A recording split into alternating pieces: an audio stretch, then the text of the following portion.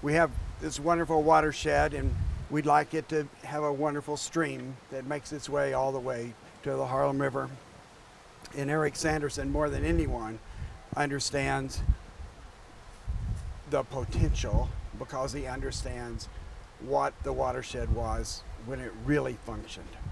As you know, I'm a historical ecologist. I work at the Wildlife Conservation Society of the Bronx Zoo. And we have this project that we called Manhattan about the historical ecology of Manhattan. Basically, it's trying to figure out what all the places in New York City were like 400 years ago. Like if you just look at the city as it is today, it's actually hard to imagine that it could be anything else, right? Because it's so big and it's so massive. In the city, we're so used to thinking about how people make the city, right? How did the soil get here? You know, people didn't make the soil.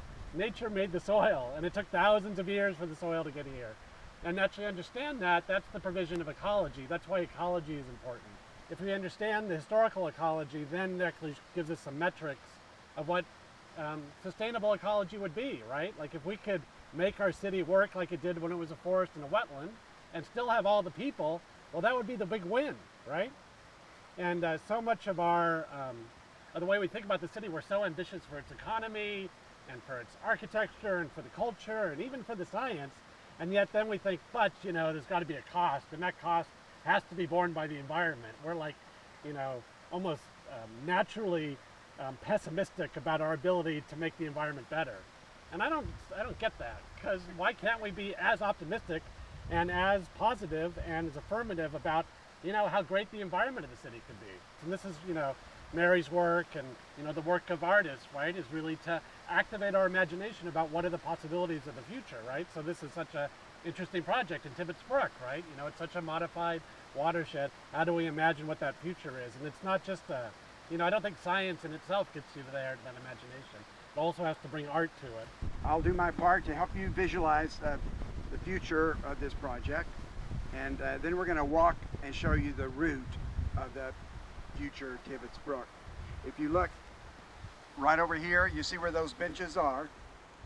That would be the location where the brook would head south. And we've already been working with our natural resources group and with consultants to plan the first stage of the extension of Tibbetts Brook, which would include the overflow of the dam and expanded and more healthy marsh for bird habitat. So this is our best vantage point. The bridge is Van Cortlandt Park south. The stream would go through this low area. You can tell that it's low and wet, and that, you know, there are moments where you can just imagine that it could have a natural appearance. And so if you look south, you'll see that's the elevated Major Deegan on your left, and this corridor goes all the way to 225th Street. And then the water would exit an existing sewer outfall across the Amtrak property just on the south side of Target. And there's currently other plans being made for bicycle and pedestrian routes done by the Trust for Public Land which would stay on the Bronx side of the Harlem River south. This salt marsh that we're all walking in, or what that once was, there's an alternate reality you can see that's more urbanized, where the Broadway sewer in 1912 took the water of Tibbetts Brook all the way down towards Island. We're not only here to see where the Tibbetts Brook of the future can be, but you also should do some detective work just a few blocks away. So that re-engineering, if we go and deconstruct it in our minds, brings us right back to where Eric started us off. And that's where we want to get into the future. As you can see, that it's not bucolic along the whole length of the route, and that this section here would require a little bit taller on the concrete wall to provide acoustic separation from the highway, and you know, some more trees and so forth to buffer it. This is the neat thing about landscape architecture, is that yes, this is the raw material that we have to start with, and what can we do to mediate it?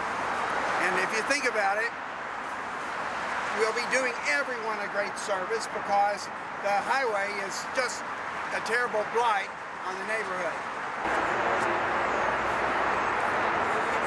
We have just a few minutes here. I wanted to wanted to point out that how lucky we are to be someplace before it's a place yet. When the Major Deegan was cut through here to build 87, or part of 87, the continuation of 87, and when the train was built and the sewer were built, and now these big box stores were built, each one has an easement. And so easements overlap easements, and you end up with waste space, right? Space that can't even become nature, somewhere between nature and not nature. The idea is to keep it wild, but also to be able to enjoy it, right? So there's still the mystery, there's still the idea of hiking or worms or other living things that live in this land that you can enjoy next to the Major Deegan. I mean, even if it's a surreal experience, it still needs to be enjoyed. So what we've proposed a project to make a miniature wetland in this parking lot. Now, what do you notice about this parking lot? Something that's fantastic. It has the most privileged view of the Harlem River. I mean, look how gorgeous this is. The idea is we would use the typology of the parking lot.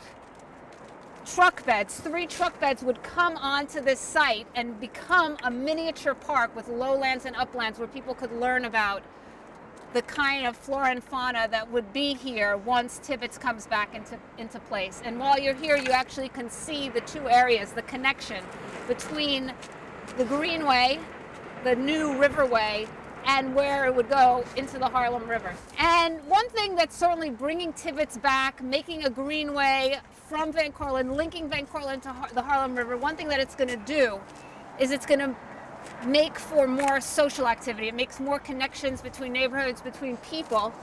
And wouldn't it be a great idea to actually start that feeling, start that way of thinking in a space here and make a place, a wetland, where people could learn about the wetland. And this could be like a miniature park to start thinking about what this ecology could mean.